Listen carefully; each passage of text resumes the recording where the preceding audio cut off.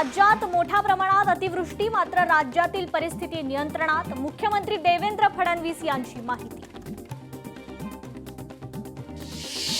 ठाणे शहरातील पावसाचा उपमुख्यमंत्री शिंदेंकडून आढावा, ठाणे परिसरात मुसळधार पावसामुळे उद्भवलेल्या परिस्थितीची पाहणी। उपमुख्यमंत्री अजित पवार आपत्ती व्यवस्थापन कक्षात, अजित पवारांकडून पावसाचा आढावा, मंत्रालयामधून अजित पवारांनी घेतला आढावा। मंत्री मंगलप्रभात लोढा यांची पालिका मुख्यालयाला भेट, मुंबई आणि उपनगरांमधील परिस्थितीचा आढावा घेतला। पावसामुळे मुंबईतील तीनही रेल्वे मार्गावरील वाहतूक ठप्प, रेल्वेकडून अधिकृत घोषणा, पुढील सूचना येईपर्यंत लोकल सेवा बंद ठेवण्याचा मध्य रेल्वेचा निर्णय। मुंबईतील विहार तलाव ओसंडून वाहू लागला, मुंबईला पाणी पुरवठा करणाऱ्या 7 तलावांपैकी 6 तलाव आतापर्यंत भरून ओसंडून वाहू लागले। रायगड जिल्ह्यात मात्र पावसाचा जोर ओसरलाय, पावसाची संततधार सुरू आहे। माणगाव शहर आणि परिसरातील पाणी अद्याप ओसरलं नाहीये, बामणोली रोड अद्याप पाण्याखाली आहे। तर वसई विरार नालासोपाऱ्यात सलग चौथ्या दिवशी पावसाचा जोर आहे, नालासोपारा शहरातील अनेक सखल भागात पाणी साचलंय, पालघर जिल्ह्याला आज रेड अलर्ट आहे। ठाणे शहरात मुसळधार पाऊस आहे, अनेक सखल भागात पाणी साचलंय, घोडबंदरच्या पानखंडा विलेजमध्ये पाणी साचलंय। कुर्ला कवानी रोड परिसरात मोठ्या प्रमाणात पाणी साचलंय, मार्गावरील वाहतूक बंद आहे, वाहनं पाण्यामध्ये अडकली आहे। विरारचा मनवेलपाडा तलाव भरून वाहू लागलाय, रस्त्यावर पाणी साचलंय, जनजीवन देखील विस्कळीत झालंय। तुळजापूरच्या बोरी नदीवरील पुलावरून पाणी आहे, विद्यार्थी, शेतकरी आणि वाहनधारकांचा पाण्यातून जीवघेणा प्रवास। मुंबईसह उपनगरात पावसाचा जोर आहे, अनेक भागात पाणी साचलंय, रस्त्यावर वाहतूक कोंडी निर्माण झाली आहे।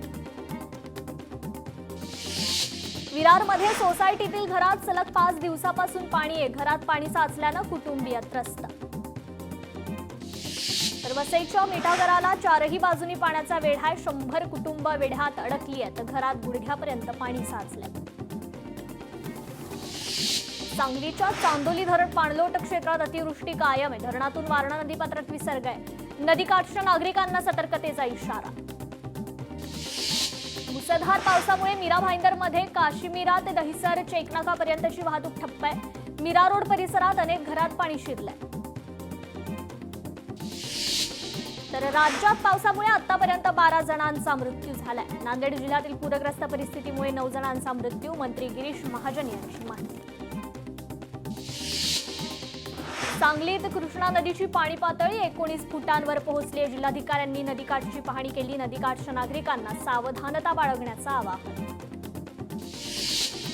रत्नागिरीत पावसाचा जोर कायम आहे, जिल्ह्यातील सर्व शाळांना सुट्टी, जगबुडी नदी इशारा पातळीवर, खेडमध्ये पुराचं पाणी शिरलं, जनजीवन विस्कळीत। पुण्यात सकाळपासूनच मुसळधार पाऊस, शहरासह जिल्ह्याला ऑरेंज अलर्ट, पावसामुळे रस्त्यावर हळूहळू पाणी साचायला सुरुवात। भिवंडीत दुसऱ्या दिवशीही पावसाची संततधार, अनेक ठिकाणी पाणी साचलं, खबरदारी म्हणून शाळांना सुट्टी जाहीर, भाजी मार्केटमध्ये गुडघाभर पाणी। विरार मनवेलपाडा येथील अपार्टमेंटमध्ये तळमजल्यावर पाणी आहे, नागरिकांच्या घरात पाणी शिरल्यानं रहिवाशांचे हाल झाले। तर सिंधुदुर्ग जिल्ह्यात मुसळधार पाऊस आहे, पालकमंत्री नितेश राणेंकडून पावसाचा आढावा, नागरिकांना सर्वतोपरी मदत करण्याच्या प्रशासनाला सूचना। गडचिरोलीत भामरागड तालुक्याचा संपर्क तुटला, युवक पुराच्या पाण्यात वाहून गेला, पर्लकोटा नदीवरील पूल पाण्याखाली गेल्यानं आलापल्ली ते भामरागड राष्ट्रीय महामार्ग वाहतुकीसाठी बंद। नवी मुंबईत मुसळधार पाऊस आहे, अनेक ठिकाणी पाणी साचलंय, एपीएमसी परिसरात देखील पाणीच पाणी, जनजीवन विस्कळीत। गडचिरोलीत जोरदार पावसामुळे पुन्हा एकदा पूरस्थिती, जिल्ह्याला पावसाचा ऑरेंज अलर्ट, 9 मार्गांवरील वाहतूक ठप्प।